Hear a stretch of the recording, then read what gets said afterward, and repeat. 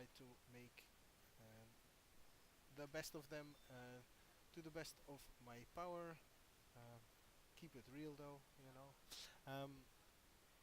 We are watching the final round of this ladder event in Gentry Standard, which is a budget version of Standard that allows 4 uh, rares and or mythics, but they have to be 4 different ones, and 15 uncommons.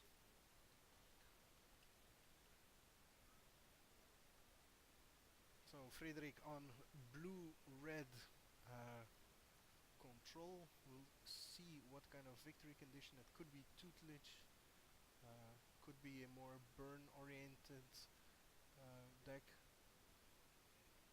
We also have, he probably is playing the 0-3 pinger that untaps whenever you uh, play an instant or a sorcery.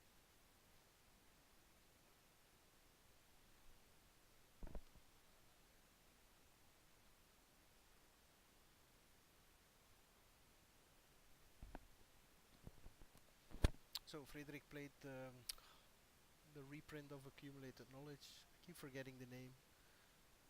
Should really study the Elrich Moon cards. Oh, damn it. And Bastiaan gets in for one other more. So Bastiaan is on the Delirium plan. It's a more mid to late game oriented plan for sure. I see Tormenting Voices, so that's quite an indication that Frederik is going for either Rise from the Tides or Tutelage. I think at this point Rise from the Tides is somewhat more likely at this point. Though I think I may have spotted a Tutelage in the back of his hand there. But we'll see it as the game develops. Right now he's not under a lot of pressure. Bastiaan only able to put 1 damage per turn, and we have a Read the Bones for Bastiaan, either digging or reloading.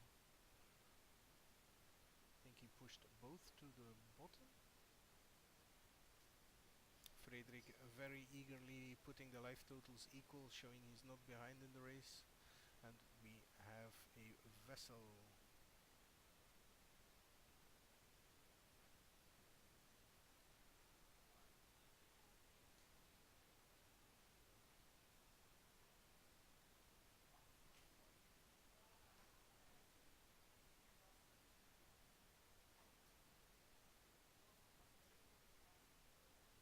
So Tormenting Voices, discard a card and draw 2. So like mega cycling.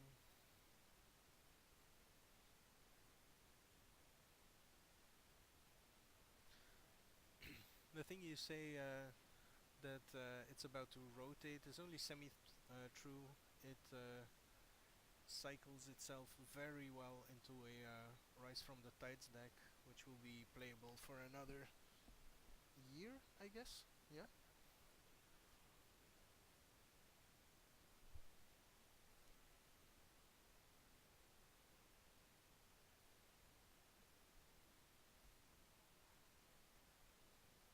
We have Brain in a Jar.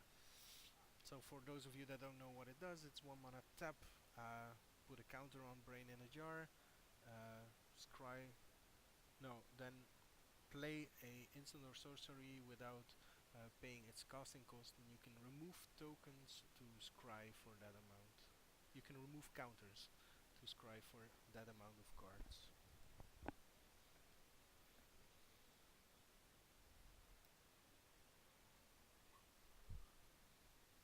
So this is usually a card that's more at home in Rise from the Tides decks, because it lets you play Rise from the Tide at instant speed, so your tokens are free from getting swept out by the removal or flaying tendrils like cards that deal 2 damage or give -X/-X to multiple creatures.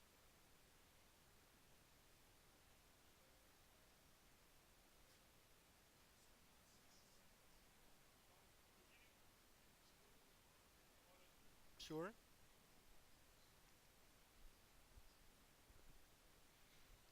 So Frederik wants to make notes of how far in Delirium we are.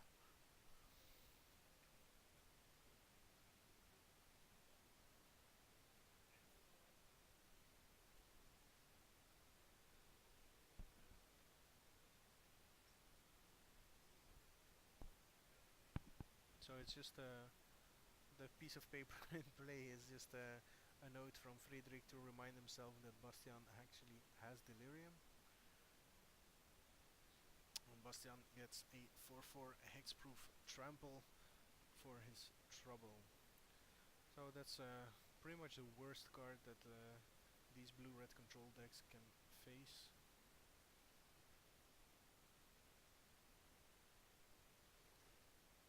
That's the mill one, draw one with Madness.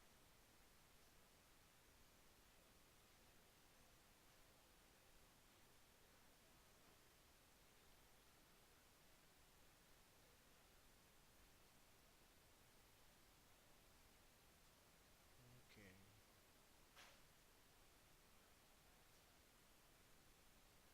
So they're discussing a little bit on why the cards are interesting. You see, again, this is pretty much just part of our play group here. Most players are here for fun and to teach each other how to become better players.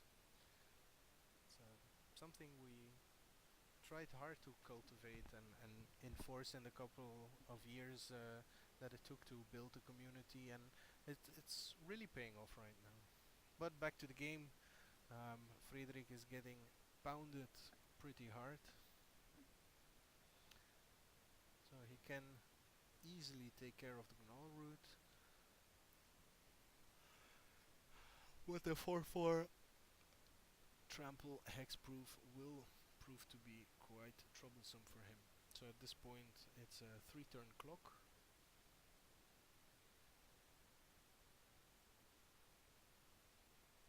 And with that, Bastiaan turns into a 2-turn clock, putting another 3 power on the table. Now, I would be surprised if Frederik doesn't have an answer against it. Against the Scavenger, we know he has the Lightning Axe already in his hand, and a Fiery Impulse deals 3 damage now to get rid of the second Null root.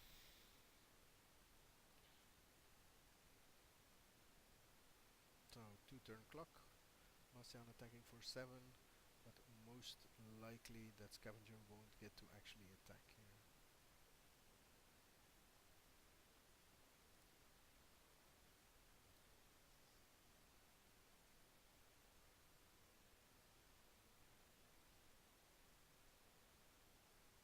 So pieces of the puzzle, Frederik looking for answers, but I think he just revealed 5 lands off of that. Oh, that hurts.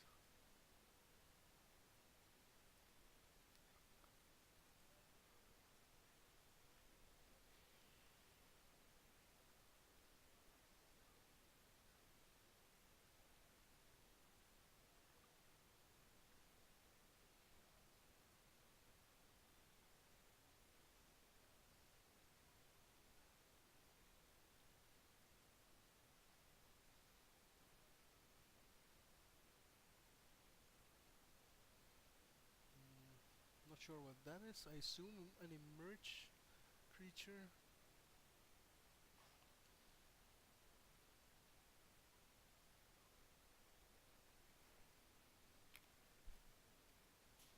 Let's see if I can look it up. So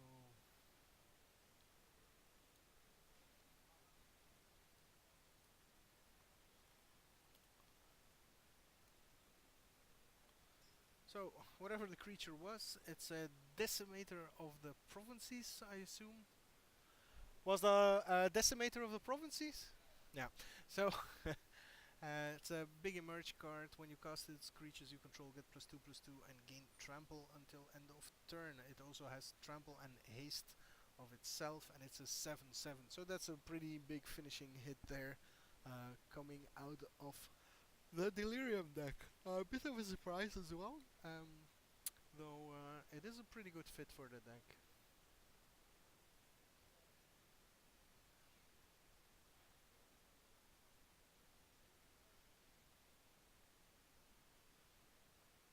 Okay, so that was game one already. Yeah, Decimator of Prophecies. So that was game one. The players are going to their sideboards. Um, I would expect both players to have a pretty decent plan against each other. For black decks, you'd expect Duress to come out of the sideboard, as it is a pretty versatile answer against slower decks. Most likely has quite a bit of a removal to board out to make room for those. So that's all pretty good. Yeah, it is Rise. We heard them talking about it during game one as well. Obviously, you guys don't have audio, so you can't listen in the way I do. Um, but yeah, so it is a Rise teams deck, and will not really rotate out. There are some draw spells that it loses, and losing Fiery Impulse will be pretty painful as well, but chances are that what's the next set called? Fire of Kaladesh will have a basic type red removal spell again, so looks pretty good for this deck. So we see that both players actually have quite a few cards to board in. I think Frederik side both players sideboarded 6 to 8 cards, so that's quite a significant bit of sideboard tech affecting this matchup.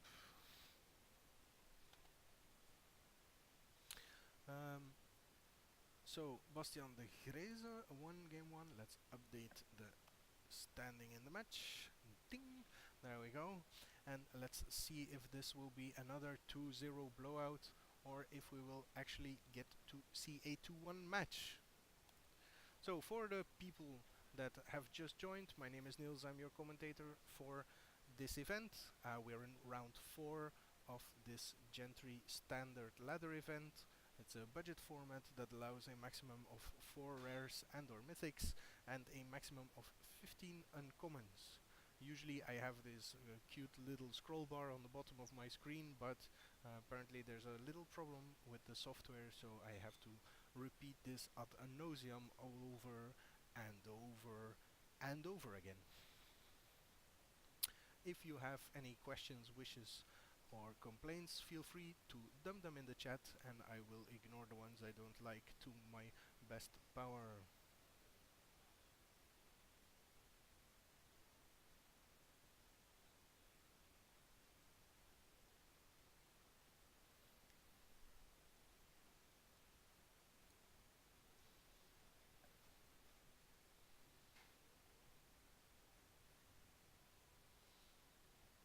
Okay, Frederik making one last minute change of plan. It's these kinds of last second things that either save you the game or they turn out to be the worst thing, and you're holding the card in your hand and going like, oh my god, why did I change this last second? And you know it's that one card. You just always stands out. At least that's my experience with last minute, god damn it, I can't speak anymore, last minute changes like that.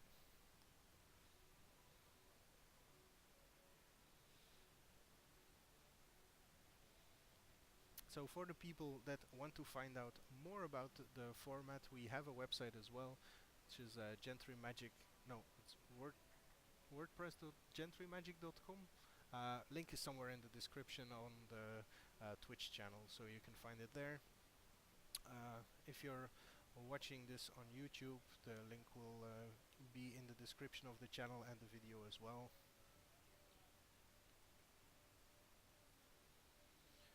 as our players are shuffling up for game 2. Frederik will be on the play. Let's see what happens in the mulligan phase. That's not actually a real phase, I made a joke. Alright. I spotted 2 lands in Frederik's hand. 1 island, 1 mountain, and I think I heard him say he's gonna keep. I can't really make out what Bastiaan has. Ah, there's an Evolving Wilds as well. Okay, so Frederik opening on an Evolving Wilds. Bastiaan, had hij uw kaart voor de beurt getrokken?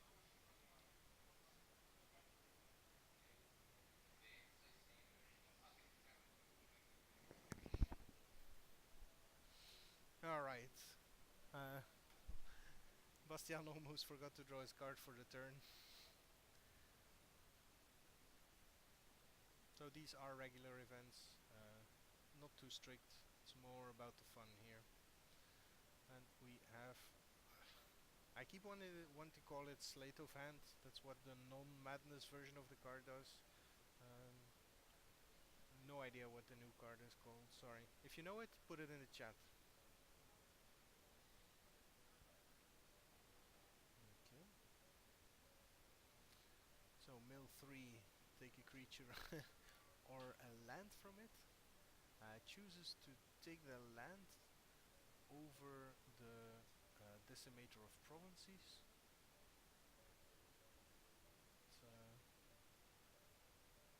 One thing Frederik doesn't need to worry. Nagging thoughts, thank you very much. So that's one thing, the Decimator, that Frederik doesn't need to worry about anymore.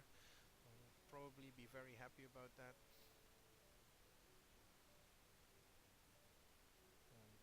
He sacrifices the vessel. Yeah. Yeah.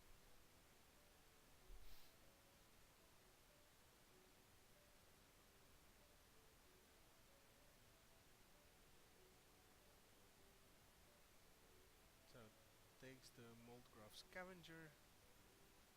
Looks like he needs some early game pressure here to get on the board. And our reminder that Bastiaan has Delirium already is on the table.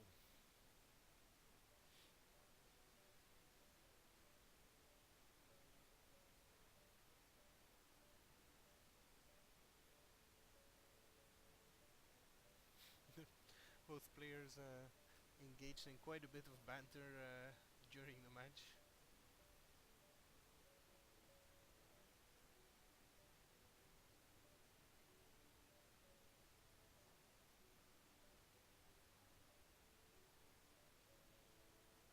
So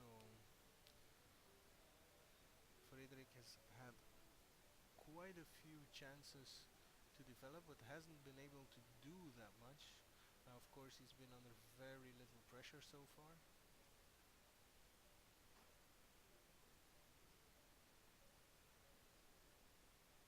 The thing is, Bastiaan is capable of building quite a sizable mid-game army.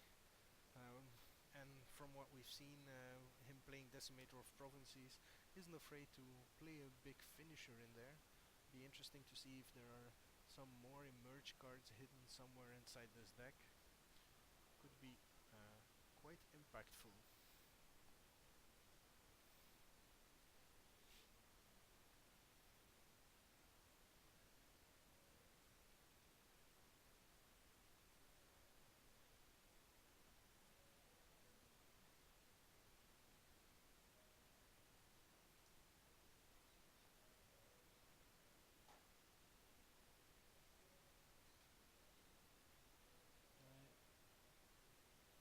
I think that's the Transform Mana Werewolf.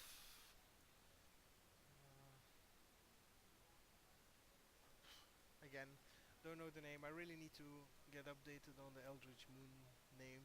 It's pretty hard in this format because players are playing such obscure cards from time to time. So here we have a Lightning Axe discarding a Nagging Thoughts. exactly what Frederik wants to be doing with his deck, keeping the pressure off while sculpting his hand.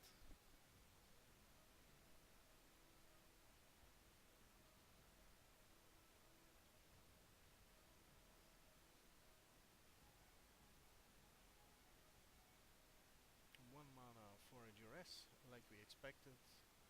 The obvious sideboard tech for a black deck against control. Frederik has the negate available to hide his hand.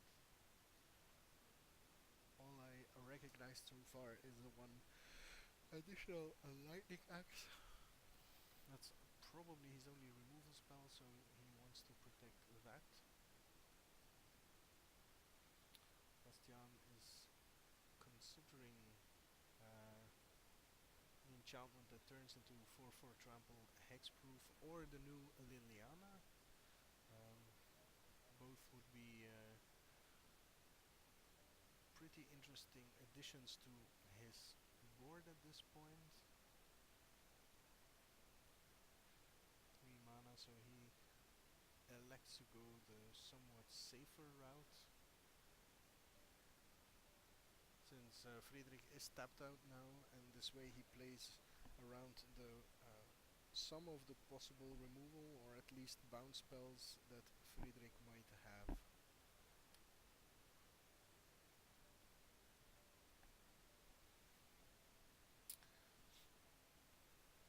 So Frederik on a 5-turn clock here. And let's not forget that Bastiaan has follow-up. So it's looking quite possibly to be going to a 2-0 series. Plays a Read the Bones. If he gets the extra land here, he could still play the Liliana. But of course runs the risk of losing that to a counter spell then. So I'm interested to see if he's willing to go for that. Keeps reading and considering it.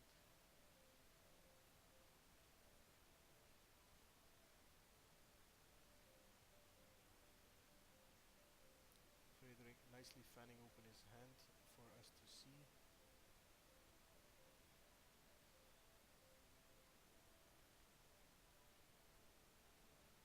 So Liliana hits the board.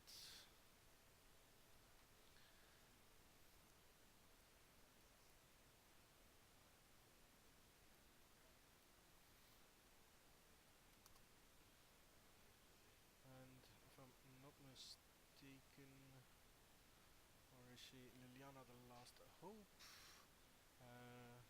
Gets to kill creatures or put the top 2 cards of your library into your graveyard, then return a creature card from your graveyard to your hand. Starts off at 3 loyalty, +1 shrinks creatures, -2 is card advantage. And the emblem gets you infinite zombies.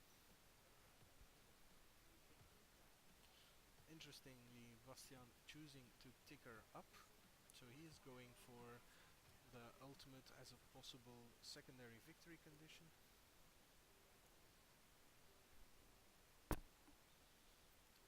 As Frederik has the brain in a jar as the only thing to impact the board. It's not looking that good here for Frederik. He's on a clock, and if he finishes, answers the clock in the 4/4 trampler hexproof in time, then he'll have to face Liliana ultimate the turn after. So Frederik digging, draws cards. That's the problem with decks like this, is they have so many what I call dirtle spells. Spells that don't do anything except filling your graveyard and keeping card draw going, that sometimes it's hard to find actual business spells to affect the board. You just chain one draw spell into the next while your opponent is actually trying to kill you. uses the brain in the jar to cast a Tormenting Voices.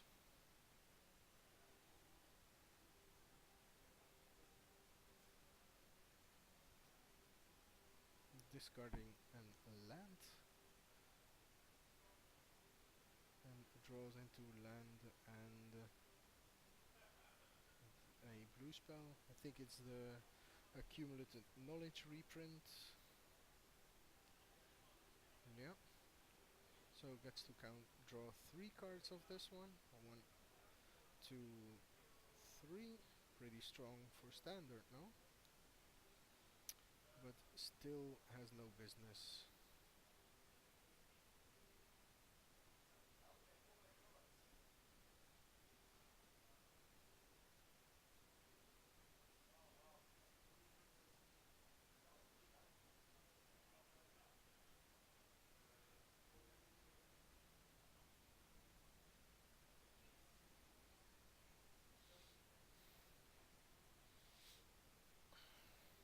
So Bastiaan going for the transform on his werewolf, but Frederik responds with a lightning axe, discarding one of his additional lands.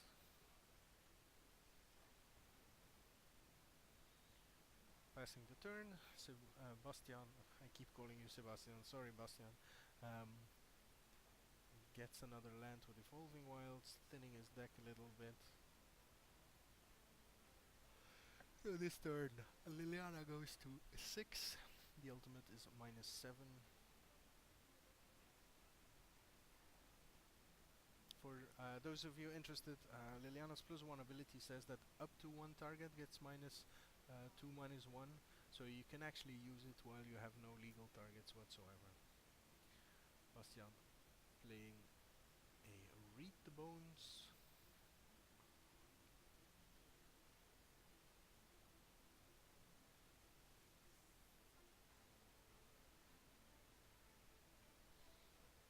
To refill. It's taking quite a bit of time for his scries. You'd think it'd be pretty easy, as he has pretty much just needs to keep his planeswalker and his creature online. Like I mentioned before, Frederik has a very hard time getting rid of a hexproof creature that's large enough to take some damage. So all you're really looking for is discard or maybe backup for his creatures, but on the other hand, Frederik still has one turn to draw into a Rise from the Tides, which would generate an army that then can block the 4/4 afterwards. So it's still far from over here, though it looks pretty bad for Frederik. I haven't kept track on how many cards he has in his graveyard, but I think he might even be fast enough to keep up with the Liliana. Yeah, Liliana only counts the number of zombies you control, so he can probably force Bastiaan to block. Okay. So, counter target creature spell.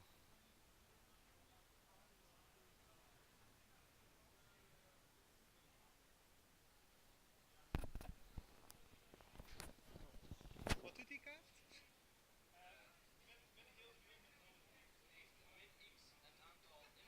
Yeah, yeah. Nee, dat helpt niet. So it's the flash aura that gives -X, -0, where X is the number of instants and sorceries in your graveyard. So pretty much hard removal in Frederik's deck, as he doesn't really care about his opponent having defenders. Usually when he starts attacking, it's with a swarm of zombies big enough to go for 1 or 2 hit kills. Another pieces of the puzzle. does not find a rise from the tides. Now, interestingly, Bastiaan chose not to attack. I wonder what his train of thought behind that was. Frederik digging here.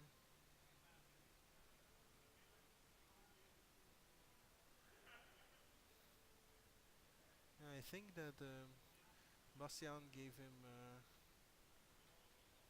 a window to find the rise here, but now he doesn't have mana enough anymore. So next turn Bastiaan attacks him for Chandra's an out. Yeah, he's playing that. We saw him mill that away in game 1. Plus it's a staple in this kind of deck, so you'd expect him to play it.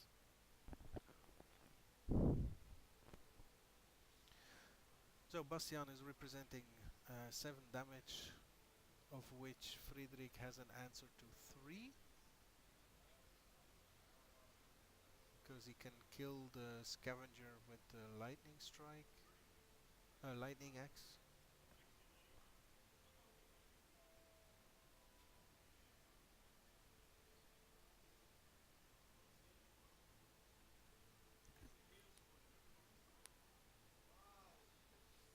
And Frederik passing the turn.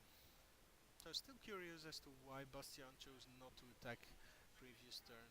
Not sure what he was afraid of.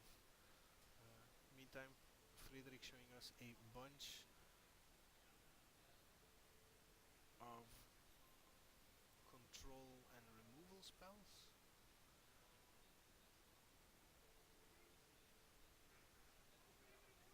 And Bastiaan throwing out the Emrakul. Ja. Hangt er vanaf op het moment.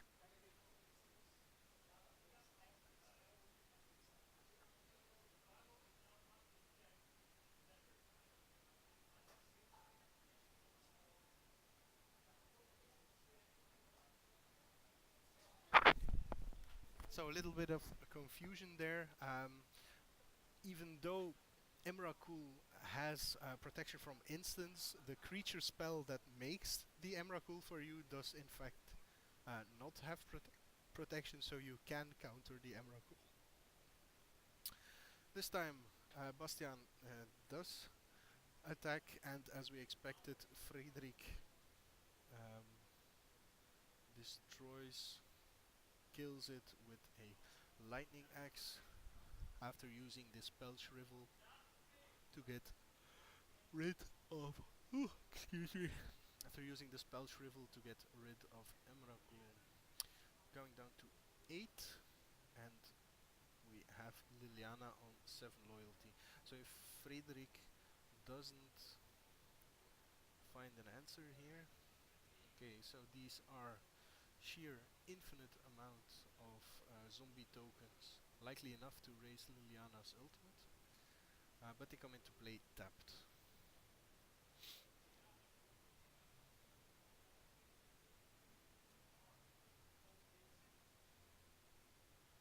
So this is interesting, as maybe I missed something where he chose not to attack with the 4/4, but otherwise this attack would have been for lethal.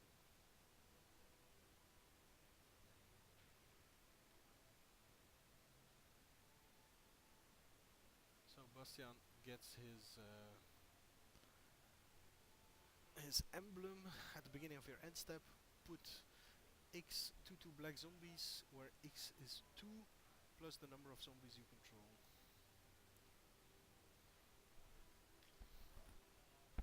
Frederik, hoeveel tokens? Hoeveel tokens? Okay, Frederik has 15 tokens in play at this point. So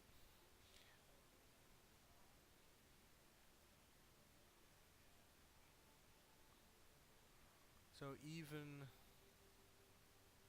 negate for the second glade, but that's all irrelevant. The emblem creates 2 tokens, and now Frederik wins the game.